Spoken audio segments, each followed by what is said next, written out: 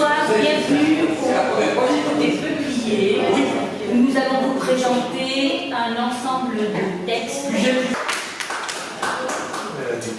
Bon, je vais vous dire un texte surréaliste de Jacques Prévert. À la pêche à la baleine! À la pêche à la baleine! Crie le père d'une boîte roussée à son fils, Prosper, sous la boire allongée. À la pêche à la baleine, vous ne pourriez y aller? Et pourquoi donc? Et pourquoi donc que j'irai pêcher une bête qui m'a rien fait? Voilà pêcher toi-même, puisque ça te plaît. J'ai pu rester à la maison avec ma pauvre mère et le cousin Gaston. Alors, dans sa baleinière, le père tout seul s'en est allé sur la mer démontée. Voilà le père sur la mer, voilà le fils à la maison, voilà la baleine en colère, et voilà le cousin Gaston qui renverse la soupière. La soupière au bouillon, que la mer était mauvaise. La soupe était bonne. Mais voilà sur sa chaise, Prosper qui se disait « Oh, à la pêche, la baleine est bien salée. Et pourquoi que je n'y ai pas été? Peut-être qu'on l'aurait attrapé. Alors j'aurais pu ranger. » Et voilà la porte qui s'ouvre, et ruisselant d'eau, le père apparaît hors d'haleine, tenant la baleine sur son dos. Il jette l'animal sur la table. Une belle baleine aux yeux bleus, une bête comme une voiture. Et dit d'une voix lamentable: dépêchez-vous bien dépecer, j'ai faim, j'ai soif, je veux manger. Et voilà Prosper qui se lève, et regardant son père dans le blanc des yeux, dans le blanc des yeux bleus de son père, bleu que ceux de la baleine aux yeux bleus. Oh, mais pourquoi donc que je dépecerai une bête qui m'a rien fait? Tant pis, j'abandonne ma part. Et il jette le couteau par terre, mais la baleine s'en empare, et se précipitant sur le père, et le transperce de père en part. Crie le cousin Gaston, ça me rappelle la chasse aux papillons. Et voilà Prosper qui prépare de faire part. La mère qui prend le deuil de son pauvre mari, et la baleine, la larme à l'œil, contemplant le foyer détruit. Soudain, elle s'écrie: oh, mais pourquoi donc ai-je tué ce pauvre imbécile? Tenant les autres dans le cours chassés en monotonie, puis des exterminateurs de ma petite famille. Oh. Alors, éclatant d'un rire inquiétant, elle se dirige vers la porte et dit à la veuve, en passant: madame, si quelqu'un vient me demander, soyez aimable et répondez, la baleine est sortie, asseyez-vous, attendez-la dans une quinzaine d'années sans doute. Alors, non.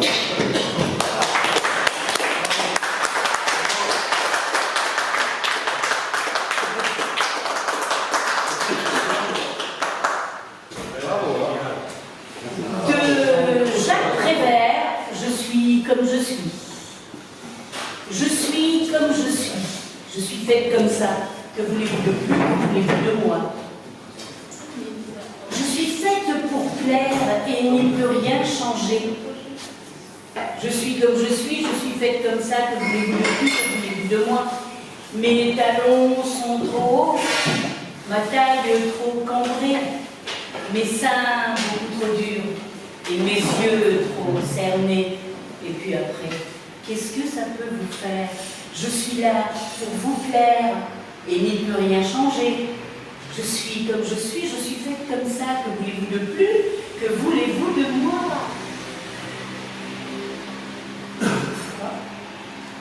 Oui, j'ai aimé un homme.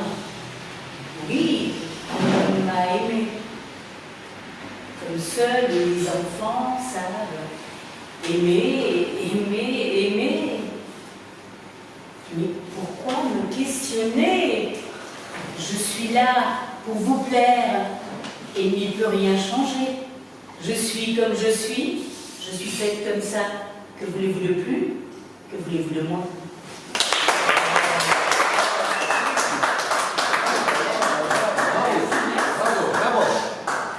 C'est incroyable, c'est vraiment. Alors je vais vous emmener à la Comédie Française avec le grand répertoire classique. Un extrait de Phèdre. Alors je vous situe quand même l'action pour que vous compreniez un petit peu comment ça arrive là. Donc Thésée, roi d'Athènes, Phèdre, sa femme, Hippolyte, son beau-fils, c'est-à-dire fils de Thésée d'un précédent mariage. Voilà-t-il pas que Phèdre tombe amoureuse folle d'Hippolyte. Et alors un amour qui la submerge complètement. Et au point qu'elle finit par le l'avouer à Hippolyte.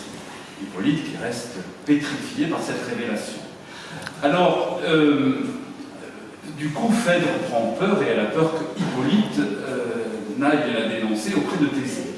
Du coup, sa confidente Eunone prend les devants et va dire à Thésée que Hippolyte a essayé d'abuser de Phèdre. Évidemment, Thésée est fou de rage et demande à Neptune de le venger. Et Neptune, qui s'ennuyait peut-être un peu à ce moment-là, qui n'avait pas grand-chose à faire, dit, bon, ben, un peu d'activité, chic, je vais aider Thésée et je vais envoyer un monstre marin sur le chemin d'Hippolyte qui ne fera pas un pli et Thésée sera content. Chose dite, chose faite, et après il ne restera plus qu'à Phèdre à prendre un poison et à jouer avant de mourir que c'est elle la coupable finalement, que c'est elle qui a fait tout le mal. Alors le récit que je vais vous faire s'appelle le récit de Théramène. Théramène, c'est le précepteur d'Hippolyte qui a été témoin de la scène et qui donc va dire à Thésée les circonstances de la mort de son fils. C'est une histoire très drôle. Oui, une vraie histoire. C'est une histoire vraie. Après, j'ai dit histoire vraie, j'ai dit vraie avant histoire vraie. Alors, vous voulez savoir si c'est histoire vraie ou vraie histoire?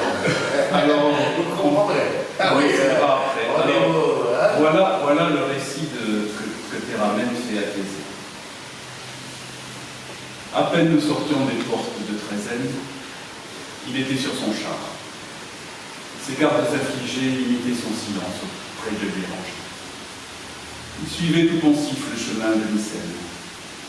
Sa main sur ses chevaux laissait flotter les rênes. Ces superbes coursiers qu'on voyait autrefois pleins d'une ardeur si noble obéir à sa voix, l'œil morne maintenant et la tête baissée semblaient se conformer à sa triste pensée. L'effroyable cri sorti du fond des flots, des airs en ce moment a trouvé le repos. Et du sein de la terre, une voix formidable répond en gémissant à ce cri redoutable. Jusqu'au fond de nos cœurs, notre sang s'est glacé. Des coursiers attentifs, le crin s'est hérissé. Cependant, de la plaine liquide s'élève un gros bouillon et une montagne humide. L'onde approche, se brise, et vomit à nos yeux parmi des flots d'écume un monstre furieux. Son front large est armé de cornes menaçantes. Tout son corps est couvert d'écailles jaunissantes. Indomptable taureau, dragon impétueux, sa croupe se recoupe en repli tortueux. Ses longs mugissements font trembler le rivage. Le ciel avec horreur voit ce monstre sauvage. La terre s'anime, l'air en est infecté. Le flot qui l'apporta recule épouvanté, tout fuit, et sans s'armer d'un courage inutile. Dans le temple voisin, chacun cherche un asile. Hippolyte, lui seul, digne fils d'un héros, arrête ses coursiers, saisit ses javelots, pousse au monstre, et d'un dard lancé d'une main sûre, il lui fait dans le flanc une large blessure. De rage et de douleur, le monstre bondissant vient au pied des chevaux tempérants mugissants, se roule et leur présente une gueule enflammée qui les couvre de feu, de sang et de fumée. La frayeur les emporte, et sourds à cette fois, ils ne connaissent plus ni le frein ni la voix. À mes forces impuissants, leurs lettres se consument, ils rougissent leur bord d'une sanglante écume. J'ai vu, en ce désordre affreux, un dieu qui d'aiguillon pressait leur flanc poudreux. Avec les rochers, la terre dépressée. Les cieux crient et se rompent. L'intrépide Hippolyte voit voler un éclat de son char fracassé. Dans les rênes lui-même, il tombe embarrassé. Excusez ma douleur. Cette image cruelle sera pour moi de pleurs, une source éternelle. J'ai vu ces lèvres. J'ai vu votre malheureux fils traîné par les chevaux que sa mère a mis. Il veut les rappeler, et sa voix les effraie. Il court, tout son corps n'est bien tout qu'une plaie. De nos cris douloureux la plaine authentique. Leur fougue impétueuse en se ralentit. Il s'arrête, non loin de ces tombeaux antiques où des rois ses aïeux sont les froids reliques. J'y cours en soupirant, et sa garde me suit. De son généreux sang la trace me conduit. J'arrive. Je l'appelle, et me tendant la main, il ouvre un œil mourant qu'il referme soudain. Le ciel, dit-il, m'arrache une innocente vie. Prends soin après ma mort de la tristesse. Cher ami, si mon père un jour désabusé plaint le malheur d'un fils faussement accusé, pour apaiser mon sang et mon ombre plaintive, dis-lui qu'avec douceur, il traite sa victime, qu'il lui rende. À ce mot, ce héros expiré n'a laissé dans mes bras qu'un corps défiguré, triste objet où des dieux triomphent la colère, et que me connaîtrait l'hymen de son père. Bravo.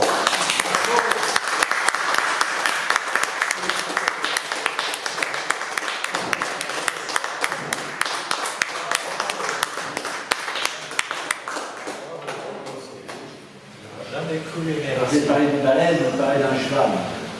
Un cheval qui parle. Brave gens, écoutez ma complainte. Écoutez l'histoire de ma vie. C'est un orphelin qui parle. Un jour, un général, bien c'était la nuit, un général eut donc 2 chevaux tués sur lui. Et ces 2 chevaux, c'était mon père et ma mère, qui s'étaient cachés sous le lit du général. Le général parlait tout seul la nuit. Parlait au général de ses petits ennuis. C'est ainsi que mon père, c'est ainsi que ma mère, une nuit, se mort d'ennui. Pour moi, la vie de famille était déjà finie. En sortant de la table de nuit, au grand galop, je m'enfuis. Je m'enfuis vers la grande ville, où tout brille, où tout luit. En moto, j'arrive à Paris, à sa bouche. Excusez-moi, je parle cheval, du coup. Un matin, j'arrive à Paris, en sabot, et je demande à voir le lion, le roi des animaux. Et je reçois un coup de brancard sur le coin des nations. Car il y avait la guerre qui continue. Le col des œillères est devenu mobilisé. Et comme il y avait la guerre qui continuait, la vie devenait chère et les vivres diminuaient. Et plus ils diminuaient, plus les gens me regardaient avec un drôle de regard. Ils m'appelaient Beefsteak.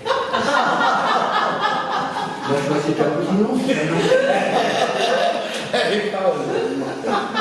Et ceux qui étaient vivants et qui me caressaient, attendaient que je sois mort pour pouvoir me bouffer.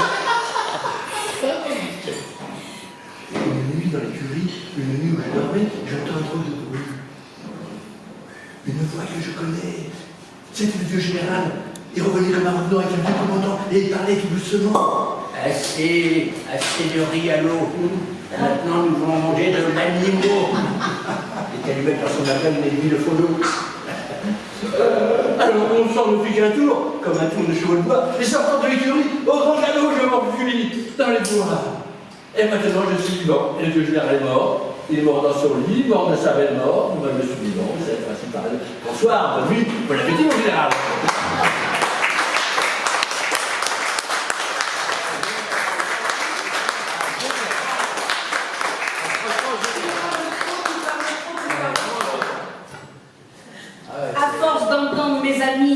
Me dire tu parles trop, j'ai fini par les écouter et je suis allée voir un psy. Parce que lui, au moins, il m'écoute. Quoique à 90 € la séance, 3 fois par semaine depuis 18 mois, je l'aurais fait ce voyage à Las Vegas avec lequel je bassine mes amis depuis des années. Mais bon, à l'époque, divorcée, après 30 ans, 3 enfants, au chômage. J'avais besoin de parler, j'avais besoin de me recentrer. Et puis, je me rendais compte que je passais mon temps à aider les autres. Et en fin de compte, à m'oublier et à me servir aux autres et à ne servir à rien. Donc, si mon frère, mon psy, m'a aidé à trouver les qualités que j'avais en moi, et puis m'a aidé à trouver les qualités que j'avais en moi, pour essayer un petit peu de déjà trouver du travail, ça c'est important, et en même temps, c'est vrai que moi j'étais trop de peau, plus d'envie de rien. Il a réussi à me faire un CV, curriculum vitae, c'est-à-dire avec les qualités que j'avais développées pendant 30 ans, c'est-à-dire technicienne de surface, lavage des sols, lavage des murs, puéricultrice, élevage d'enfants, biberon, couche, psychologue qui écoute le mari, les enfants pour leurs activités sportives, chef cuisinier, 3 repas par jour pendant 365 jours. Bon, j'ai eu un CV, mon psy, Simon Fred m'a dit vous êtes prête à aborder le marché du travail. Voilà. Aujourd'hui, c'est ma dernière séance. C'est un peu triste parce que bon, après tous ces mois, c'était un peu un ami, je m'étais habituée à lui et il est arrivé et il m'a dit aujourd'hui, fini la thérapie. Maintenant, vous êtes une femme libre. Bonne route. Mais je l'ai trouvé bizarre. Il m'a pris la main.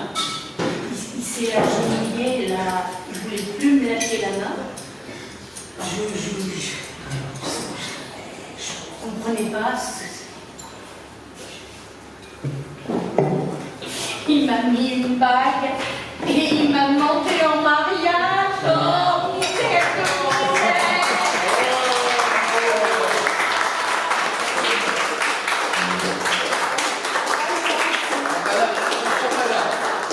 c'était pas le théâtre, je vous aurais demandé moi personnellement en mariage. Oh, qu'est-ce que c'est incroyable comment vous jouez. Ah ouais, c'est magnifique. Alors on se prend carrément dans le... Ah, vous êtes génial, hein. C'est là qu'on s'aperçoit dans le théâtre que les artistes vont avec les scènes. Voilà, ils font des films, des fois, mais le théâtre, elle écrit tout seul en phrase. Ah, c'est dur le théâtre. Ah, franchement, vous êtes génial. Merci. Actuellement, Merci. Ah ouais, merci. actuellement, mon immeuble est sur dessus-dessous. Ah ouais. Tous les locataires du dessous voudraient habiter au-dessus. Tout cela parce que le locataire qui est au-dessus est allé raconter, par en dessous, que l'air que l'on respirait à l'étage au-dessus était meilleur que celui que l'on respirait à l'étage en dessous. Alors, le locataire qui est en dessous a tendance à envier celui qui est au-dessus et à mépriser celui qui est en dessous. Moi, je suis au-dessus de ça. Si je méprise celui qui est en dessous, ce n'est pas parce qu'il est en dessous, c'est parce qu'il convoite l'appartement qui est au-dessus. Le mien. Remarquez-moi, je lui céderai bien mon appartement à celui du dessous, à condition d'obtenir celui du dessus. Oh mais je ne compte pas au-dessous. D'abord parce que je n'ai pas de sous. Ensuite, au-dessus de celui qui est au-dessus, il n'y a plus d'appartement. Alors, le locataire du dessous qui monterait au-dessus obligerait celui du dessus à redescendre en dessous. Or, je sais que celui du dessus n'y tient pas. D'autant que, comme la femme du dessous est tombée amoureuse de celui du dessus, celui du dessus n'a aucun intérêt à ce que le mari de la femme du dessous monte au-dessus. Alors, là-dessus, quelqu'un est allé raconter à celui du dessous qu'il avait vu sa femme bras dessus avec celui du dessus. Toujours est-il que celui du dessous l'a su. Et un jour que la femme du dessous était allée rejoindre celui du dessus, comme il retirait ses dessous, et lui ses dessous, soi-disant parce qu'il avait trop chaud en dessous. déçu parce que, d'en dessous, on entend tout ce qui se passe au-dessus. Bref, celui du dessous, il aurait tombé dessus. Comme ils étaient tous les dessous, ils se sont tapés dessus. Et finalement, c'est celui du dessous qui a eu le dessus.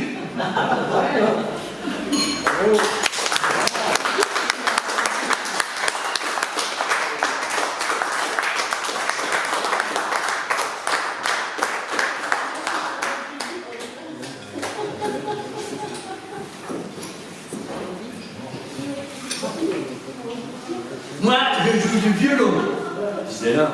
Moi, du piano, disait l'autre. Moi, de la flûte, moi, de l'harpe, moi, de la crécelle, moi, du violoncelle, moi, de la guitare. Ainsi, les uns et les autres parlaient de ce qu'ils jouaient. Personne ne jouait et tout le monde parlait. Mais un homme dans un coin se taisait. Et de quel instrument jouez-vous, monsieur, qui vous taisez et qui ne dites rien? Moi, je joue de l'orgue de Barbarie. Et je joue du couteau aussi. Dit l'homme qui jusqu'ici n'avait absolument. Puis il se leva, le couteau à la main, et tua tous les musiciens. Et il joua de l'orgue de Barbarie.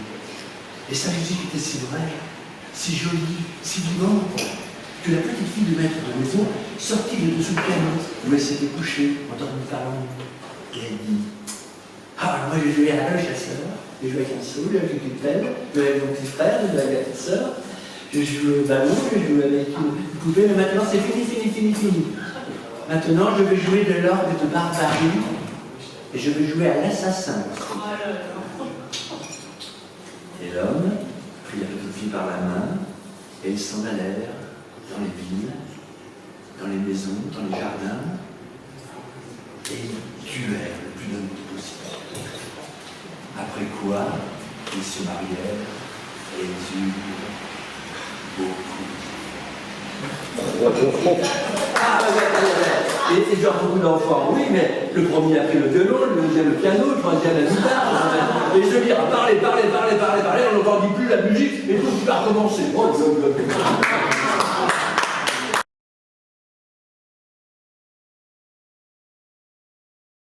La marquise de Merteuil va demander à son ancien amant, par lettre, parce que c'est tout un échange de lettres, de séduire cette jeune fille. Mais il se trouve que le vicomte, à ce moment-là, est occupé à séduire une femme mariée. Et il fait comprendre dans les lettres qu'il n'en a pas grand-chose à faire de la vengeance de la marquise. Donc il y a un échange de plein de lettres, et là je vais vous lire un extrait où il y aura un aperçu d'une réponse du vicomte et comment la marquise va lui répondre. Voilà, c'est un extrait de lettre, c'est lu. Voilà. Ou votre lettre est un persiflage que je n'ai pas compris, ou vous étiez, en me l'écrivant, dans un délire très dangereux. Si je vous connaissais moins, ma belle amie, je serais vraiment très effrayé. Et quoi que vous puissiez en dire, je ne m'effraierai pas trop facilement. J'ai beau vous lire et vous relire, je ne veux pas plus avancer, car de prendre votre lettre dans le sens naturel qu'elle présente, il n'y a pas moyen.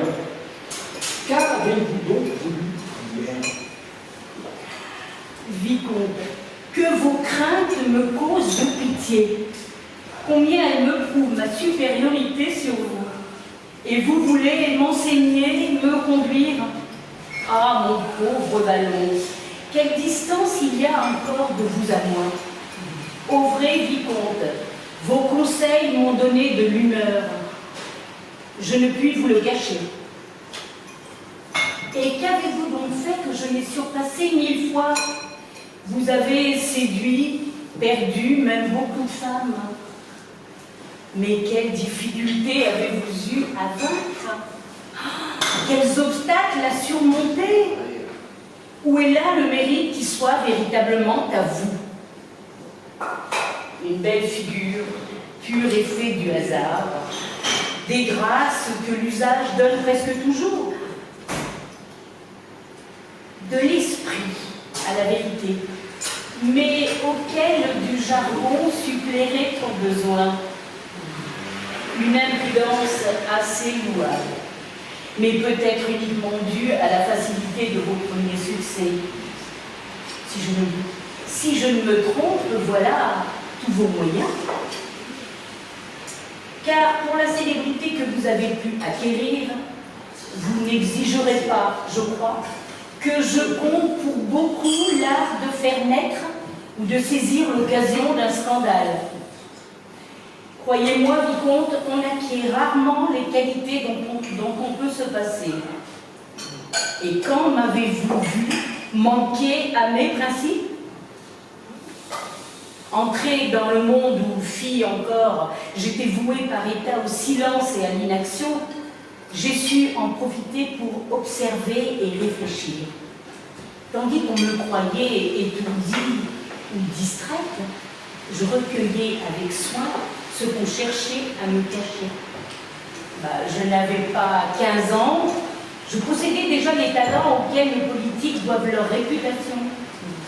Ce que je vous dis là, vous me le voyez pratiquer sans cesse, et vous doutez de ma présence, de ma prudence? Eh bien, rappelez-vous le temps où vous me rendîtes vos premiers soins. Jamais hommage ne me flatta autant. Je vous désirais avant de vous avoir vu. Séduite par votre réputation, il me semblait que vous manquiez à ma gloire. Je brûlais de vous combattre corps à corps. À la vérité, je vous ai depuis livré tous mes secrets. Mais de prétendre qu'après m'être autant élevée au-dessus des autres femmes, en mes travaux pénibles, je consens à ramper comme elles entre l'imprudence et la timidité, que surtout je puisse redouter un homme au point de ne plus voir mon salut que dans la fuite. Ah non, vicomte, jamais! Il faut vaincre ou périr. En 2 mots, voilà notre roman. Adieu, vicomte.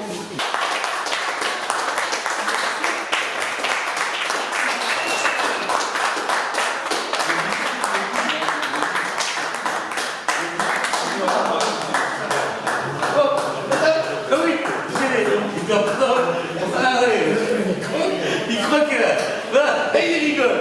Comment il arrête, il m'arrête. Je murmurais tout bas, regardant cet enfant qui me semble guère. Sous votre énable un bras blanc, délicat, se plie et de la neige efface le éclat. Puis je songeais encore ainsi mal à penser que l'antique franchise de ce point délaissé avec notre finesse et notre esprit moqueur ferait croire après tout qu'on ne manque de cœur. C'était une triste et honteuse misère que cette solitude à l'entour de Molière.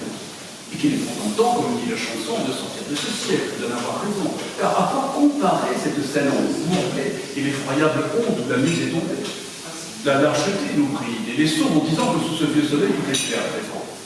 Comme si les travers de la famille humaine ne rajeunissaient pas chaque an, chaque semaine. Notre siècle a ses mœurs, partant sa vérité. Celui qui l'ose dire est toujours écouté. Ah, j'oserais parler si je croyais bien dire. J'oserais ramasser le fouet de la satire et l'habiller de noir, cet homme au ruban vert qui se fâchait jadis pour quelques mauvais vers. S'il rentrait aujourd'hui dans Paris, la grande ville, il y trouverait mieux pour émouvoir sa vie qu'une méchante femme et qu'un méchant sonnet. Nous avons autre chose à mettre au cabinet. Oh, notre maître à tous. Si ta tombe est fermée, laisse-moi dans ta cendre, un instant ranimé, trouver une étincelle et je vais t'imiter. Ça n'aurait fait assez si je puis le tenter. Apprends-moi de quel ton dans ta bouche hardie parler la vérité des seuls passionnés. Et pour me faire entendre à défaut du génie, j'en aurais le courage, l'indignation. Ainsi je caressais une folle chimère. Devant moi, cependant, à côté de sa mère, l'enfant restait toujours, et le cou seul et blanc, sous les longs cheveux noirs, se versait mollement. Le spectacle fini, la charmante inconnue se leva, le beau cou, l'épaule à demi nue se voilèrent, la main glissa dans le manchon, et lorsque je la vis au seuil de sa maison s'enfuir, je m'aperçus que je l'avais suivi. Hélas, mon cher ami, c'est là toute ma vie. Pendant que mon esprit cherchait sa vérité, mon corps savait la sienne et suivait la beauté. Et quand je m'éveillais de cette rêverie, il ne m'en restait plus que l'image chez vous. Sur votre émail de tête, un cou blanc, délicat, se plie, et de la neige effacerait l'éclat.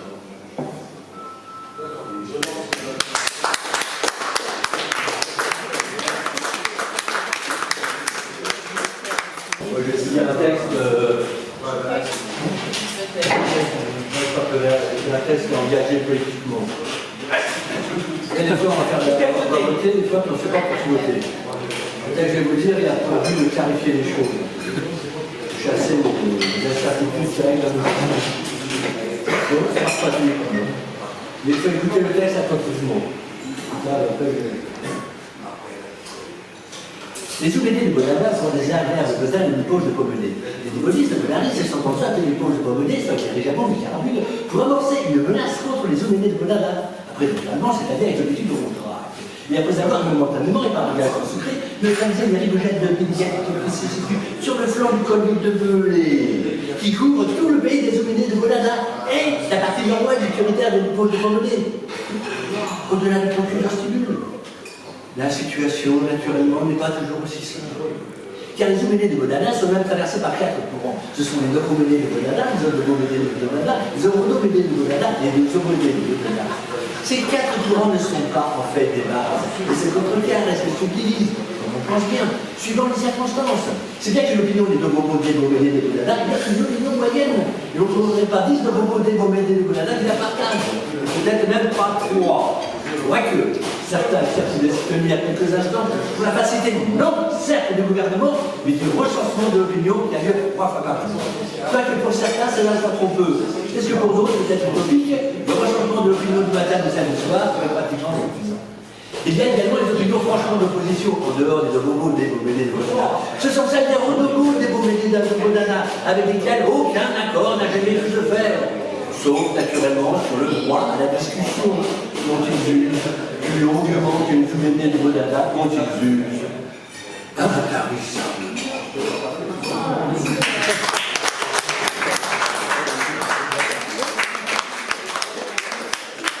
Alors, a cappella, puisque c'était imprévu, et comme en général tout finit par une chanson, je vais vous interpréter une chanson de Serge Gainsbourg. Pour vous dire au revoir, je suis venue te dire que je m'en vais. Non, non, et après il y aura notre ami Riyad qui va chanter aussi. Je suis venue te dire que je m'en vais. Les sanglots longs n'y pourront rien changer. Comme d'ici bien Verlaine au vent mauvais. Je suis venue te dire que je m'en vais. Tu te souviens des jours anciens et tu pleures.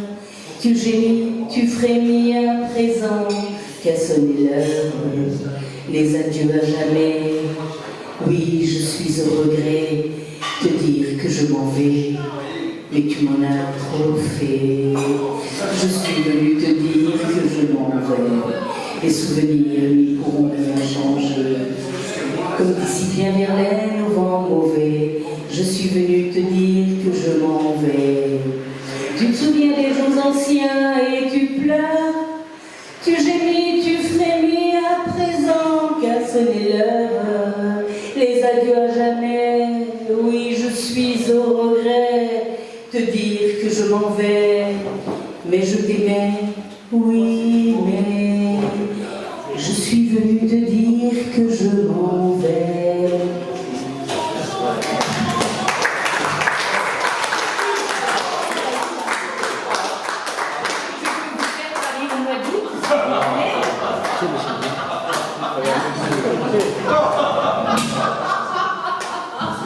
Merci, merci. C'est une chanson de travail dans un spectacle.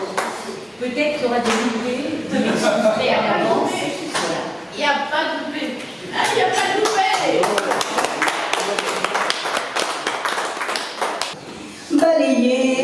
septembre, notre amour d'un été, tristement se démembre et se meurt au passé. J'avais beau m'y attendre, mon cœur vide de tout ressemble à s'y méprendre à Paris au mois d'août. De rires et de larmes était fait notre amour, qui redoutant le pire, au jour le jour. Chaque rue, chaque pierre semblait n'être qu'à nous. Nous étions seuls sur terre, à Paris au mois d'août. Pour te dire je t'aime, aussi loin que tu sois, une part de moi-même reste attachée à toi, et l'autre, solitaire, réclame de partout l'aveuglante lumière de Paris au mois d'août. Dieu fasse que mon rêve te retrouver un jour, de Paris sur tes lèvres, de Paris dans tes yeux, prenne force et relance notre amour un peu fou, pour que tout recommence à Paris au mois d'août.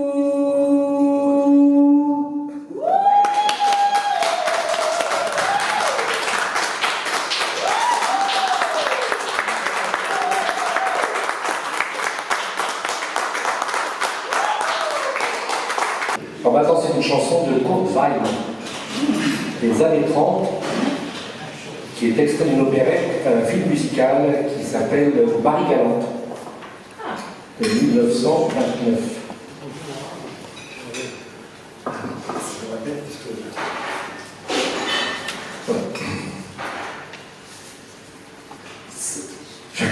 J'ai du mal à démarrer, c'était pas prévu cette soirée, donc...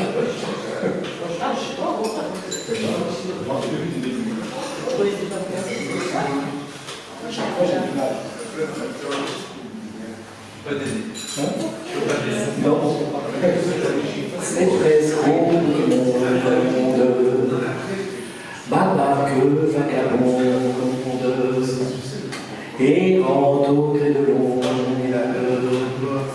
m'y conduisit un jour. L'île est toute petite, et la fée qui l'habite, gentiment nous invite à en faire le tour. Yukari, c'est le pays de nos désirs. Yukari,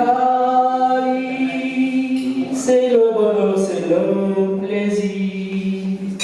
Yukari, c'est la terre où l'on quitte tous les soucis. C'est dans notre nuit, comme une éclaircie, l'étoile qu'on suit.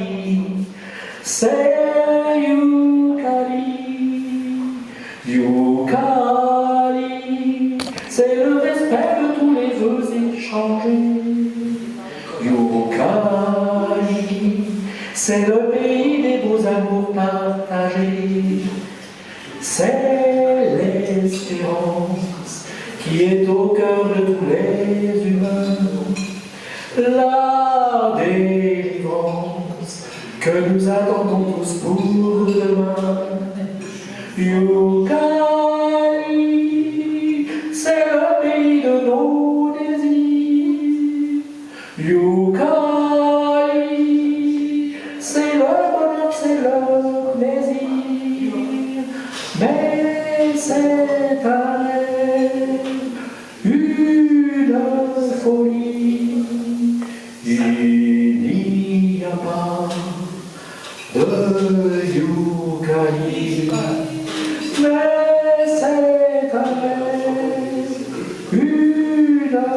folie, il n'y a pas de Youkali. Mais la pauvre âme humaine, la sente quotidienne, cherchant dans l'hiver, cherchant partout, a pour quitter la terre, su trouver le mystère où nos rêves se terrent en quelques Youkali. Youkali, c'est le pays de nos désirs. Youkali, c'est le bonheur, c'est le plaisir. Youkali, c'est la terre où l'on quitte tous les soucis. C'est dans notre vie comme une éclaircie, l'étoile qu'on suit.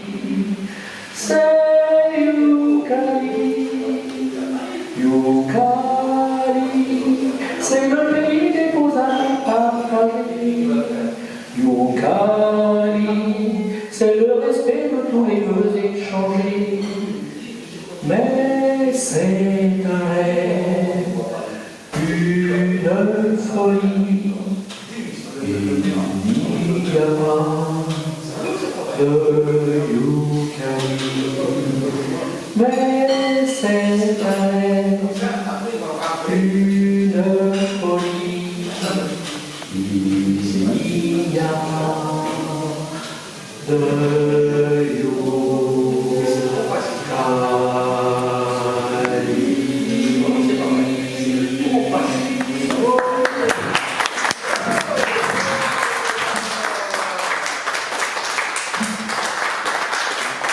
On vous laisse, si vous me permettez, on vous laisse le droit de pouvoir continuer avec un petit ton intime, avec votre sourire et avec votre sagesse et avec votre professionnalisme. On accepte. C'est une assemblée. Merci.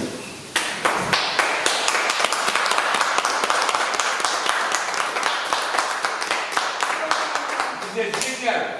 Vous êtes génial. Quand j'étais gamine, haute comme Traconne, je parlais bien haut pour être une femme. Je disais je sais. C'était le début, c'était le printemps. Mais quand j'ai eu mes 18 ans, j'ai dit alors là, cette fois, je sais.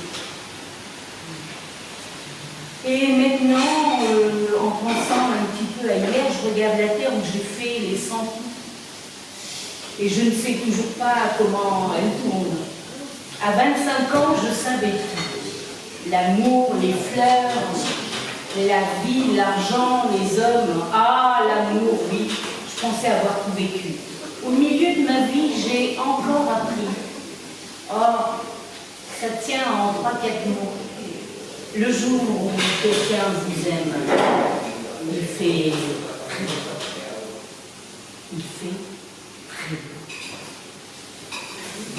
Ce qui m'étonne à l'automne de ma vie, on oublie les soirs de tristesse, mais jamais les matins de tendresse. Toute ma jeunesse, j'ai dit, je sais. Plus j'avançais, moins je savais. Il y a 70 coups qui vont bientôt sonner à l'horloge de ma vie, et je m'interroge encore. Maintenant, je sais, on ne sait jamais. La vie, l'amour, l'argent, les amis et les roses, on ne saura jamais ni le son, ni la couleur des choses. Je ne sais pas grand-chose, mais ça, je le sais.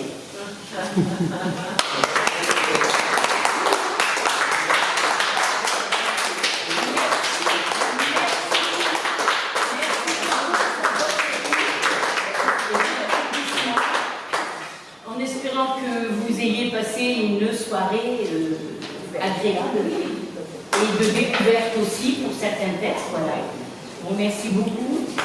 Merci.